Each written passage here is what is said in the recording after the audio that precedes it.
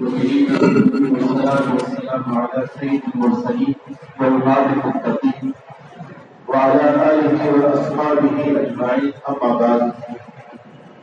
قال الله تعالى: أعوذ بالله من الشيطان الرجيم. بسم الله الرحمن الرحيم.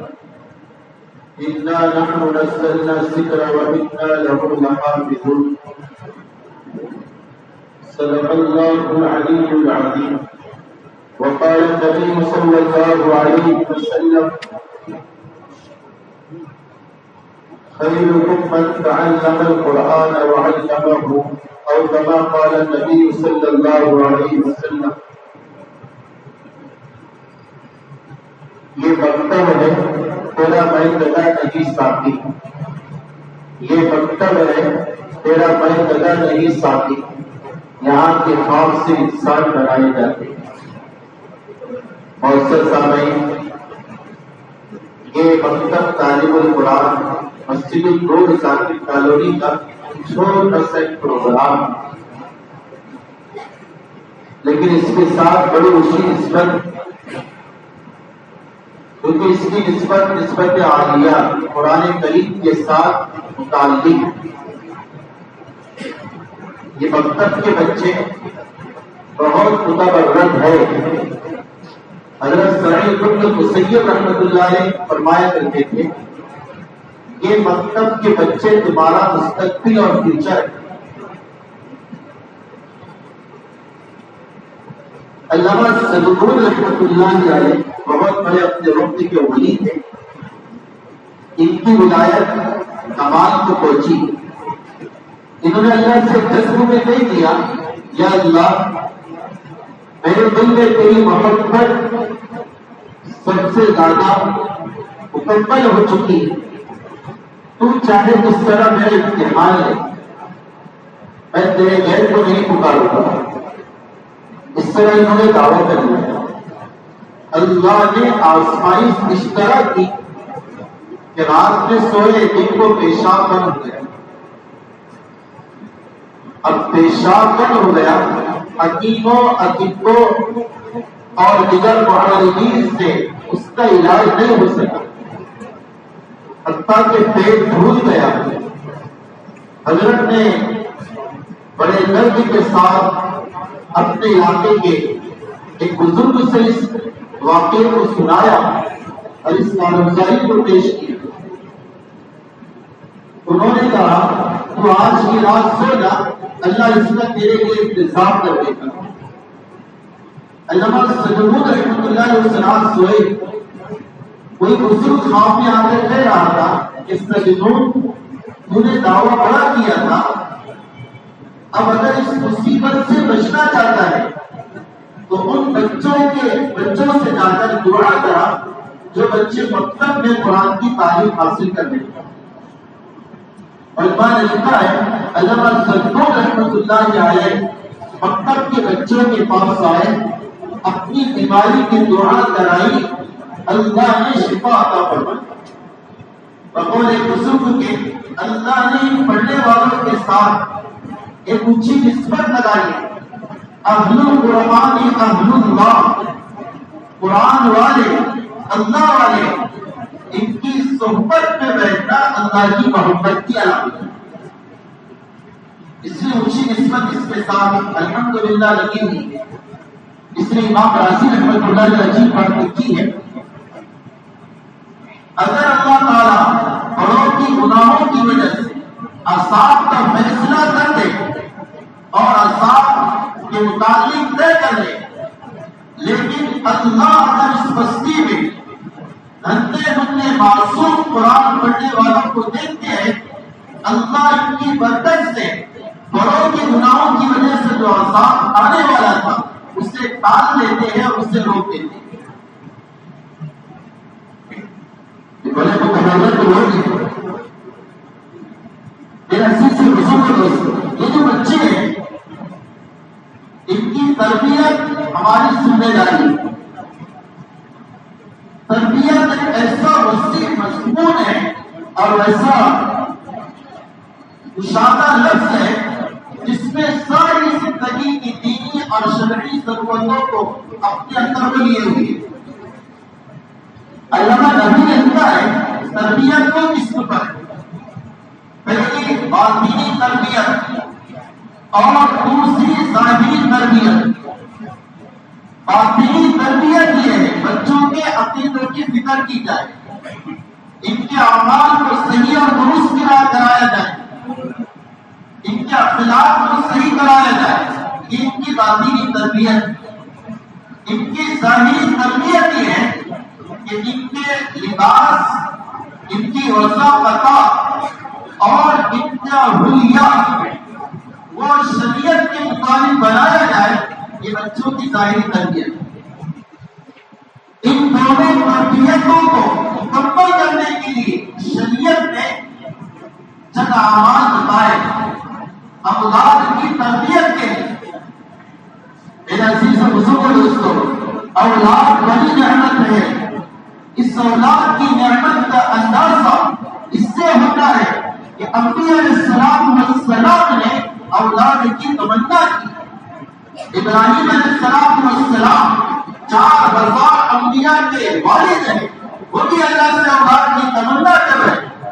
زکریا علیہ السلام بڑے اونچے پیغمبر ہیں, وہ بھی اللہ سے اولاد کی دعا کر رہے ہیں. انبیاء علیہ السلام نے تمنا کی اس اولاد کی. اس لیے علماء نے لکھا ہے اولاد نعمت کی ہے, اولاد امانت کی. نعمت اس وجہ سے ہے اولاد کہ اللہ نے اس کے دینے پر شکر گزاری کو ذکر فرمایا. وبشرناہ بغلام حلیم. اس سے پتہ چلتا ہے اولاد نعمت ہے اور امانت بھی ہے, اس لیے کہ باپ اور ماں اولاد کے بارے میں پوچھے جائیں. اس لیے نبی اکرم صلی اللہ علیہ وسلم نے فرمایا اللہ کسی کو اولاد دے, اولاد چاہے مذکر ہو چاہے مؤنث ہو, میل ہو فیمیل ہو, آپ نے فرمایا وہ کسی کو کسی پر ترجیح نہ دے, ہر ایک کے ساتھ اس میں تربیت کا معاملہ رکھے. نبی اکرم صلی اللہ علیہ وسلم نے فرمایا یہ سب سے بڑا احسان ہے جو باپ اپنی اولاد پر کرتا ہے. اولاد کا زندہ رہنا بھی نعمت ہے. وہ اس طرح ہے نبی اکرم صلی اللہ علیہ وسلم نے فرمایا اگر کوئی باپ اپنے بیٹے پر خرچ کرے, اپنی بیٹی پر خرچ کرے, اللہ تعالیٰ صدقے کا ثواب عطا فرماتا ہے. یہ اولاد اگر انتقال کر جائے تو بھی نعمت ہے. کہ نبی اکرم صلی اللہ علیہ وسلم نے فرمایا اگر کسی کو اللہ اولاد دے اور بلوغت سے پہلے اپنے پاس بلا لے, وہ صبر کے ساتھ اس دودھ کو پیے, آپ نے فرمایا اس پر جنت واجب ہے. اس لیے تو علماء نے اس اولاد کو امانت کا ایک مسئلہ لکھا ہے. اولاد چاہے کسی بھی جنس کی ہو, اولاد کو بھی پال نہیں سکتا ہے, نہ دنیا میں آنے کے بعد اور نہ پیٹ میں. باپ کو حق نہیں کہ میٹرو مشین کے ذریعے سے اگر باپ کو علم ہو جائے پیٹ میں فیمیل ہے, اس باپ کو اس کو مارنے کی اور اس بات کی ضائع کرنے کی اجازت نہیں, حرام ہے. حتیٰ کہ علماء نے لکھا ہے اولاد ایسی امانت ہے اگر بچہ پیٹ میں ہے اور مشینیں یہ کہتی ہیں, ڈاکٹر یہ کہتے ہیں آنے والا بچہ دماغ سے معصوم رہے گا, آنے والی بچی اعضاء بدن سے معصوم رہے گی, لہذا اس بچی کو ثابت کر دو, اس بچے کو صاف کر دو. شریعت کہیں گی نہیں, باپ کے لیے اس بات کی اجازت نہیں. اللہ کی اس امانت اور نعمت کو اس مجبوری کی وجہ سے وہ ضائع کرتے, اجازت نہیں, مسئلہ ہے. باپ اسے ضائع نہیں کر سکتا ہے کیونکہ اللہ کی یہ نعمت بھی ہے, امانت بھی. ہاں اگر بچہ پیٹ میں مر جائے یا اس کی برتن ختم ہو جائے اس صورت میں اب وہ مر چکا ہے، اس کی صفائی کی اجازت ہے۔ تو میں کہہ رہا تھا شریعت میں اولاد کی تربیت کے اصول بتائے۔ علماء فرماتے ہیں تربیت کا معاملہ یہ صرف پیدائش کے بعد سے شروع نہیں ہوتا، ماں کی گود پہلی مدرسہ کا نہیں ہے، بلکہ ماں کی کوکھ یہ پہلا مدرسہ ہے، اور اس سے پہلے تربیت کا سبب اس کے بعد کا اپنی عورت کے لیے، عورت بنانے کے لیے ایسی خاتون کا انتخاب ہے جو دیندار ہو۔ نبی اکرم صلی اللہ علیہ وسلم نے فرمایا اگر کوئی جوان ایسی لڑکی سے نکاح کرے جو صرف خوبصورت ہو، خوبصورت نہ ہو، دیندار نہ ہو، متقی اور پرہیزگار نہ ہو، وہ ایسا ہے جیسا کہ کسی گٹر پر سبزہ اگ جائے، تو اسی طرح بے دین اور بد اخلاق عورت سے نکاح کرنا ہے۔ اس لیے اپنی اولاد کو تربیت دلانے کے لیے اچھی خاتون کا انتخاب کرنا یہ بھی باپ کا حق ہے۔ پھر جب اللہ اس کو اس کے پیٹ میں لے آئے اور وہ ماں کی کوکھ میں آ جائے، وہاں کے حقوق بتائے، باپ ماں کو حلال کھلائے، اس کے حمل کے زمانے میں گناہوں سے بچے۔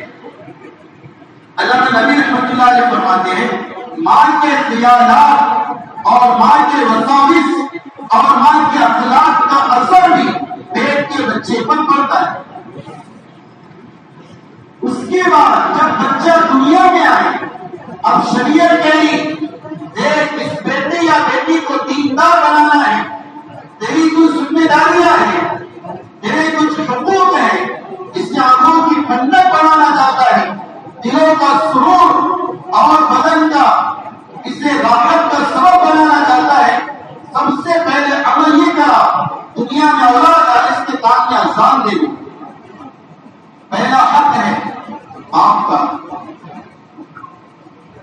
نبی اکرم صلی اللہ علیہ وسلم کے بعد میں ابو رافع رضی اللہ تعالیٰ نقل کرتے میں نے دیکھا حضرت حسن کو نبی اکرم صلی اللہ علیہ وسلم کے پاس لایا گیا، آپ نے اپنے زبان مبارک سے ان کے کان میں اذان دی، اور آپ نے اچھی بات فرمائی جس بچے کے کان میں اذان دی جائے وہ بچہ ام الصبیان سے محفوظ کر لیا جاتا ہے۔ روایت میں ام الصبیان ایک بیماری ہے، علماء نے اس کی 3 مطالب اور 3 مطلب بیان کیے۔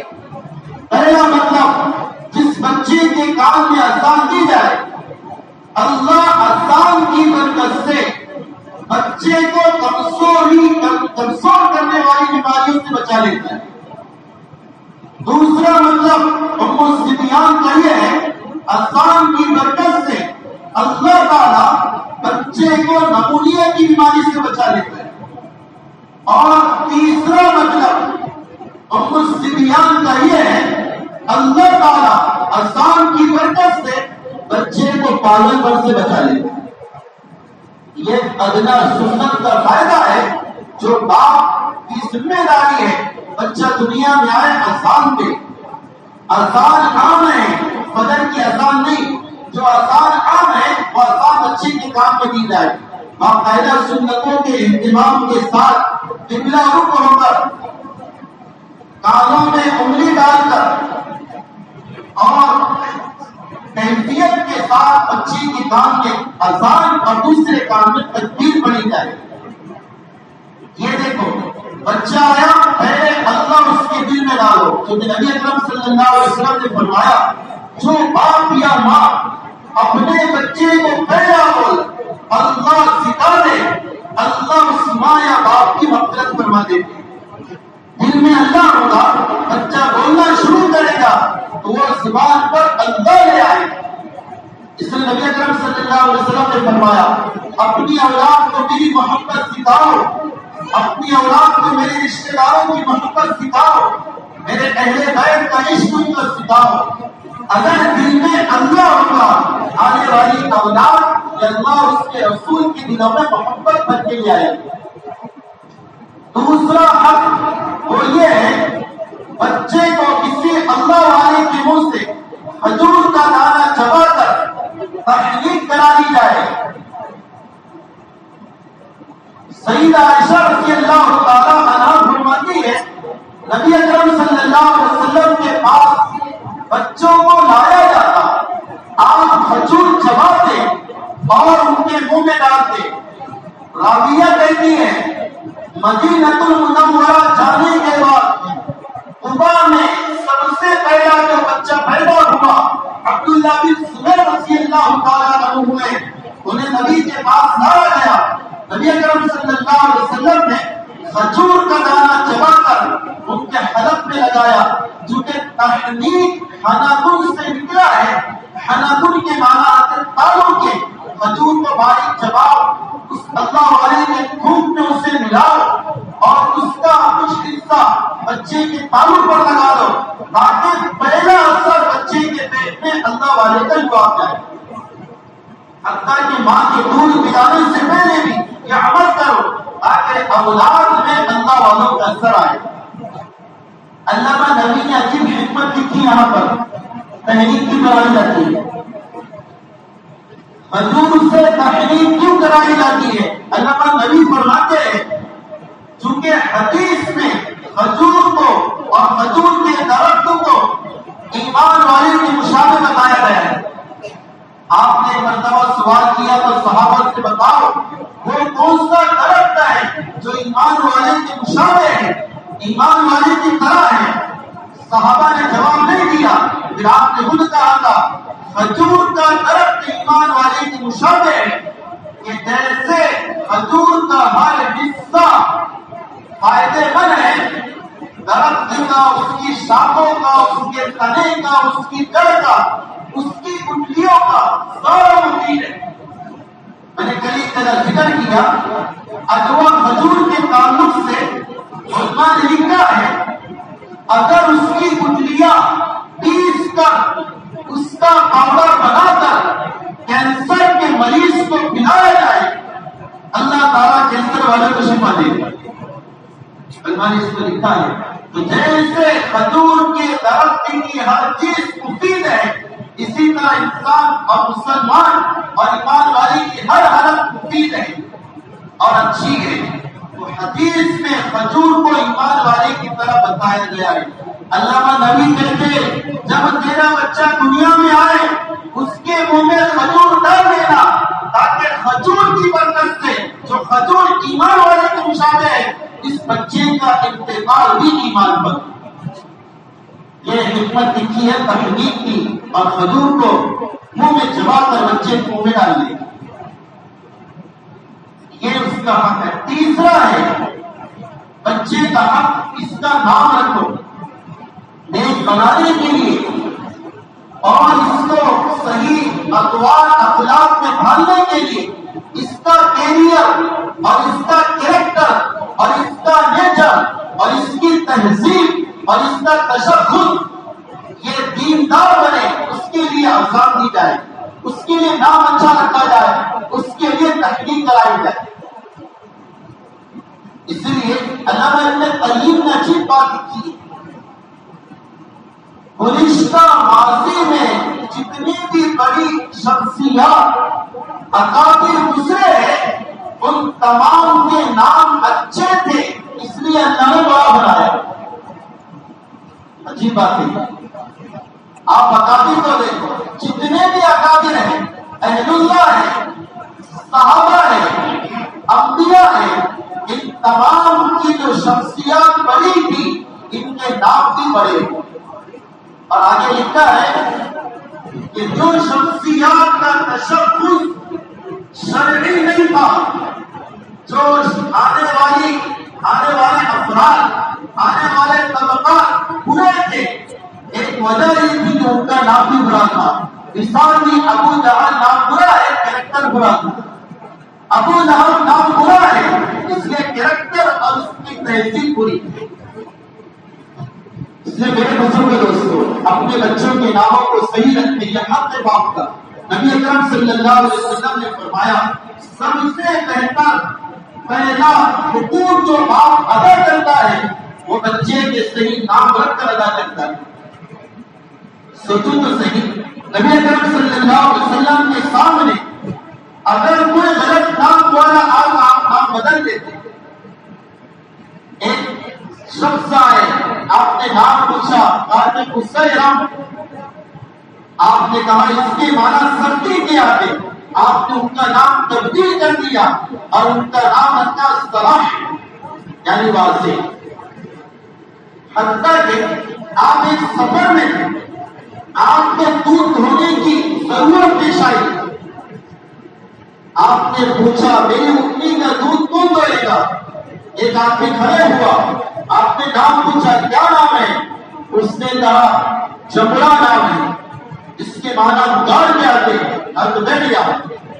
پھر پوچھا میری اٹھنی کا دودھ کون نکالے گا؟ ایک اور کھڑے ہوا، آپ نے پوچھا کیا نام ہے؟ اس نے کہا کہ شہاب نام ہے، اس کے معنی آتے آگ اور شعلے کے ارد بیٹھ گیا۔ تیسرا کھڑے ہوا، آپ نے نام پوچھا کیا نام ہے؟ انہوں نے کہا میرا نام یعیش ہے یعنی اچھی زندگی گزارنے والا۔ آپ نے اپنے اونٹنی کا دودھ ان سے دلوایا۔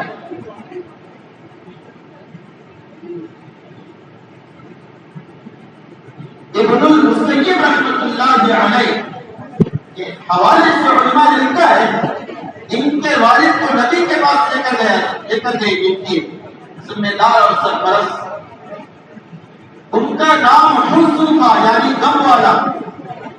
آپ نے کہا اس کا نام حسن نہیں، اس کا نام حسن کے علاوہ فرحت رکھ دیا جائے یا کلمات میں ہدایت رکھ دیا جائے۔ تو انہوں نے کہا تھا یہ نام حسن میرے باپ نے رکھا، میں بدل نہیں سکتا۔ راوی کہتے اس نام کی نحوست یہ ہوئی، ابن المسیب کہتے ہمارے خاندان میں ہمیشہ پریشانیاں رہا کرتی۔ تو میرے عزیز سے بزرگوں دوستوں، اچھے ناموں کا بھی اثر ہے اور برے ناموں کا بھی اثر ہے، اس لیے ناموں کو ایسا رکھیں جو نام انبیاء کے ہوں۔ سعید بن المسیب فرماتے ہیں سب سے اچھے نام انبیاء کے نام ہیں۔ نبی اکرم صلی اللہ علیہ وسلم نے فرمایا اللہ کو جو نام پسند ہے عبداللہ عبد الرحمن، جو نام بڑے برکت والے ہیں، ایک تو فرمایا جو حمام، دوسرا فرمایا حارث، یہ برکت والے نام۔ اللہ معاف کرے ہمارے ناموں کی سلسلے میں ایسی بے عربی ہے، ایسے نام رکھے جس کے کوئی معنی نہیں۔ مثلا ایک خاتون کی بچی پیدا ہوئی، اس نے نام رکھا کمثر، یہ رکھ سکتے۔ دوسری بچی پیدا ہوئی، اس نے نام رکھا ونحر، اور تیسری بچی پیدا ہوئی، اس نے نام رکھا ابتر۔ ارے سمجھ آئی بات؟ کمثر رکھا جا سکتا، نحر نام بھی رکھا جا سکتا، ابتر جس کی کوئی نسل نہ ہو یہ نام بھی رکھا جا سکتا۔ اسی طرح آج کے نیو نام، مثال کے طور پر علیزہ، یہ کوئی نام نہیں ہے، علیشہ کوئی نام نہیں ہے، لیزا کوئی نام نہیں ہے، تحریر کوئی نام نہیں ہے۔ اسی طرح لڑکوں کے بھی بہت سے ایسے نام ہیں جس کے نام کوئی معنی ہے اور نہ کوئی مفہوم ہے۔ اس کے اللہ کے واسطے آپ سے درخواست ہے اپنے بچوں کے ناموں کو صحیح کراؤ۔ ہمارے نبی اگر کسی بستی کا نام بھی سنتے اگر وہ غلط ہوگا تبدیل کرا دیں۔ آپ مکہ سے مدینہ آئے، آپ نے مدینہ کا نام پوچھا کیا نام ہے؟ تو کہا گیا اس کا نام یثرب ہے جس کے معنی آتے رحمت سے دور۔ آپ نے فرمایا کہ یہ بستی یثرب نہیں، یہ بستی مدینہ منورہ ہے۔ اگر تمہیں ایک وادی تھی جس کا نام آسیہ تھا، آسیہ عین علی فاضیہ، عین سے جس کے معنی کے نافرمان کے حضرت نے نام بدل دیا اور کہا کہ اگر یہ نام رکھے گی تو تیرے اندر اللہ کی نافرمانی کی صفات پیدا ہوگی۔ اسی روایت میں ہے اذا سمیتم فعبدوا، بچوں کے نام رکھو تو ان کے ساتھ عبدی لگایا کرو، اس شرط کے ساتھ کہ وہ نام اللہ کی مبارک نام، تاکہ مخلوق کے تذکروں کے ساتھ ساتھ خالق کا تذکرہ بھی ہوتا رہے۔ اس وجہ سے میرے عزیز سے بزرگ دوست یہ ذمہ داری کہ ہم بچوں کے نام صحیح رکھیں۔ رکھ لیے تحقیق کرائے، بدل سکتے ہیں نام 20 سال 25 سال 40 سال۔ علامہ نبی نے لکھا ہے اگر کسی کا نام غلط ہو، اس کی عمر 50 سال سے زائد ہو جائے تو وہ بھی نام بدلا جا سکتا ہے، بدلنا چاہیے۔ بعض ہمارے نام بڑے عجیب ہوتے ہیں، باپ دادا رکھ لیتے ہیں، ہاں اپنے ڈاکومنٹ اس کو رکھو لیکن بدل دو، صحیح نام کر لو۔ روایت کے نبی نے فرمایا نام اچھے رکھو، تمہیں اللہ تعالیٰ کل قیامت کے دن تمہارے نام اور تمہارے باپ دادا کے نام کے ساتھ پکارا جائے گا اور تمہیں بلایا جائے گا تمہارے ناموں کے ساتھ، اچھے نام رکھو۔ اس لیے فرمایا امام مالک رحمۃ اللہ علیہ فرماتے ہیں، علامہ شامی رحمۃ اللہ علیہ فرماتے ہیں میرے نزدیک سب سے برکت والا نام محمد ہے۔ امام مالک فرماتے ہیں میں نے اہل مکہ سے سنا ہے جس گھر میں محمد نامی بچہ ہوتا ہے اللہ تعالیٰ اس گھر میں رزق کی تنگی نہیں آنے دیتے۔ یہ فضائی ہے اچھے ناموں کی۔ اس وجہ سے میرا عزیز بزرگ دوستوں، میری آپ کی ذمہ داری اولاد کے نام صحیح رکھو، ان پر سے پوچھو، انبیاء کے نام، صحابہ کے نام، صحابیات کے نام، اہل اللہ کے نام رکھو تو انشاءاللہ یہ اولاد یہ بنے گی، شیطان کے اثر سے دور رہے گی۔ اسی طرح ایک حق اولاد کا یہ ہے دنیا میں آنے کے بعد عقیقہ کرنا ہوگا۔ عقیقہ یہ مستحب ہے، سنت غیر موقوفہ ہے۔ نبی اکرم صلی اللہ علیہ وسلم نے اپنے بچوں کا یعنی حسن حسین رضی اللہ تعالیٰ عنہ کا عقیقہ کرایا اور آپ نے فرمایا جس بچے یا بچی کا عقیقہ کرا لیا جاتا ہے اللہ تعالیٰ آفات مصائب مصیبتوں سے اس بچے کو بچا لیتے۔ اس لیے عقیقے کا وقت بتایا 7ویں دن 14ویں دن یا 21ویں دن عقیقہ کرا لو تاکہ تمہارا بچہ مصیبتوں سے بچ جائے۔ جیسے روایت میں آتا ہے اسی کی روایت ہے نبی اکرم صلی اللہ علیہ وسلم نے فرمایا کہ غلام اور بچہ اور بچی عقیقے کی وجہ سے رحم رکھے ہوتے ہیں۔ کیا مطلب اس کا؟ امام احمد بن حنبل فرماتے ہیں کہ جس بچے کا عقیقہ نہ کرایا جائے اس بچے پر شیطان کا اثر زیادہ ہوتا ہے۔ اور آگے لکھا ہے دوسرا مطلب یہ ہے ہم نے سنا اگر کوئی اولاد نابالغی کے حالات میں انتقال کرتا ہے ماں باپ کی سفارش کرتی ہے۔ حضرت امام احمد بن حنبل فرماتے اگر کسی بچے کا عقیقہ نہ ہوا اور اس کا انتقال ہو گیا وہ بچہ اپنے باپ کی سفارش نہیں کرے گا، اپنے ماں کی سفارش نہیں کرے گا۔ اس وجہ سے یہ حق باپ کا عقیقہ کرائے۔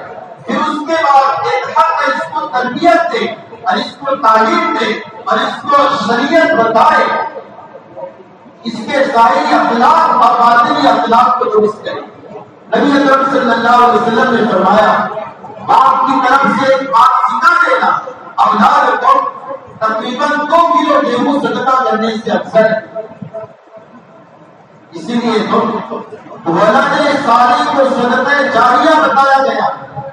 اولاد کی اس قابل بناؤ کہ وہ اولاد مرنے کے بعد آپ کے سامنے اللہ کے لیے، آپ کے جنازے کے سامنے اللہ کے دربار میں اس کے لیے مغفرت کی دعا کر سکے، اس کو قبر میں اتار سکے، اس کے سرانے اور پائیں کی سورہ بقرہ کی رکوع پڑھ سکے۔ اولاد کو ایسا بناؤ، ایسا نہ بناؤ کہ انہیں دعائیں مغفرت بھی نہ آ سکے۔ اس لیے میرے عزیز بزرگ دوستوں یہ مکاتب تربیت کی یقینی درس گاہیں ہیں، یقینی تربیت کے لیے ہیں۔ نبی اکرم صلی اللہ علیہ وسلم نے فرمایا جو ماں یا جو باپ اپنے بچے کو صحیح تعلیم دے اور تربیت کرائے، اس کی شادی کرا دے، گویا کہ باپ نے اپنی اولاد کا حق ادا کر دیا اور تربیت بھی کرایا۔ دیکھو مسئلہ ہے اگر نابالغ بچہ کسی کا نقصان کرا دے، کسی کا موبائل کھوڑ دے تو سیمان بازی ہوتا ہے، اس کا بھرپائی دینا پڑتا ہے، لیکن کس پر ہوگا؟ بچہ مکلف نہیں، وہ سیمان ہوگا اس کے باپ، اس کے اولیاء پر۔ وہ سیمان ہوا اس کے باپ اور اس کے اولیاء پر۔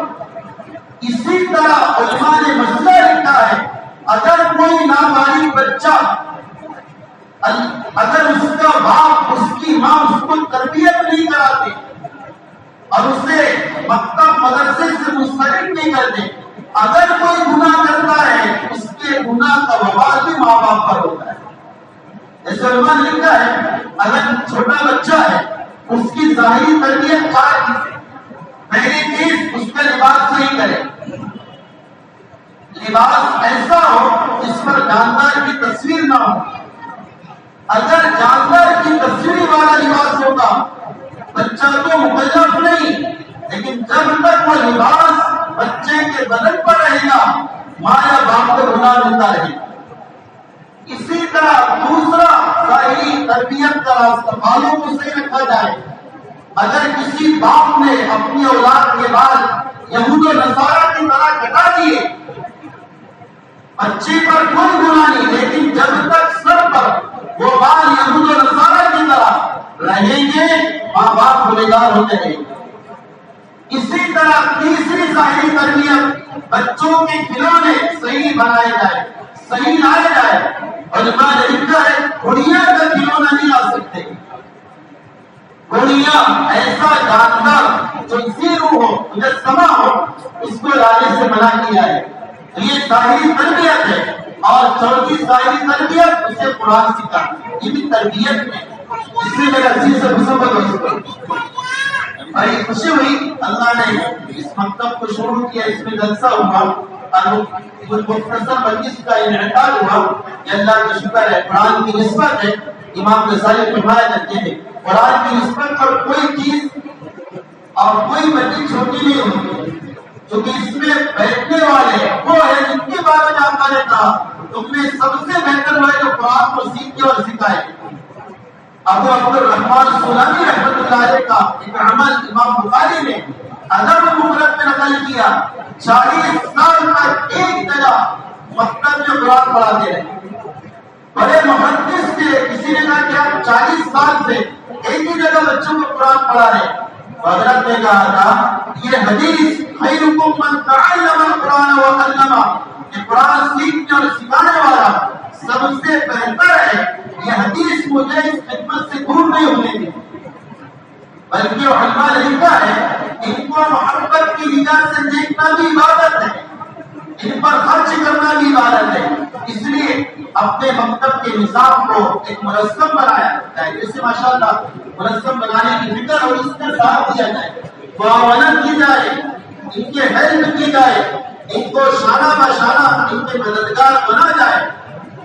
اللہ پاک رحمۃ اللہ علیہ فرماتے ہیں جو اللہ کے دین کے لیے مددگار بنتا ہے اللہ تعالیٰ بھی اس کا مددگار بنتا ہے۔ اور قرآن کے دین کا بہت بڑا حصہ ہے، اس کا مددگار بننا وہ دین کا مددگار بننا ہے۔ اس لیے اپنے بچوں کو مکتب سے منسلک کرے، ٹیوشن گھر پہ لگانا یہ مصورت مجبوری ہے۔ کوئی بچی بڑی ہو گئی مدرسے میں مسجد میں آ نہیں سکتی ہے تو کوئی بڑی عمر دراز بزرگ معلم لگا کر پڑھانے کی گنجائش، لیکن جو بچے ایسے ہیں مکتب میں آنے کے لائق ہے، بڑے میں ہوئے، ان کے لیے اصل مکتب میں آنا ہے۔ میں کوئی ٹیچر کو ناجائز نہیں دے رہا، لیکن بزرگ جو فائدہ مکتب میں ہوتا ہے ٹیچر کے لیے ہوتا ہے۔ یہ بات طے ہے، یہ بات مسلم ہے کہ یہ بچوں میں کمپٹیشن کا مادہ ہوتا ہے، یہ مادہ زیادہ ہوگا بچوں کے ساتھ بیٹھنے کی وجہ سے، ان کے ہم بننا اور ان کے ساتھیوں کے ساتھ رہنے کی وجہ سے بچے ٹیلنٹ ہوں گے، بچے شارپ ہوں گے اور بچے ہوشیار ہوں گے۔ اس وجہ سے یہ ذمہ داری جیسے دعوت کے ساتھیوں کی بھی ذمہ داری ہے، کوئی بچہ ایسا نہ بچے جو بچہ مکتب میں نہ آتا ہو۔ درخواست کرو، وہ اللہ کے لیے جتنی درخواست کرو اس کو شرم آ جائے، اللہ کو رحم آ جائے۔ ابو عیسیٰ منصوری رحمۃ اللہ علیہ فرمایا کرتے تھے ایسے قرآن میں تم بہتر امت اس وقت ہے جبکہ تم نیکی کا حکم کرو برائی سے روکو، اسی طرح تم بہتری پر اس وقت تک رہو گے جب تک کہ تم قرآن سیکھتے رہو گے سکھاتے. اس لیے اللہ تعالیٰ تمام کو اس کی قدردانی کی توفیق عطا فرمائے. جو باتیں کہی اس میں عمل کی توفیق عطا فرمائے. وما علینا الا البلاغ.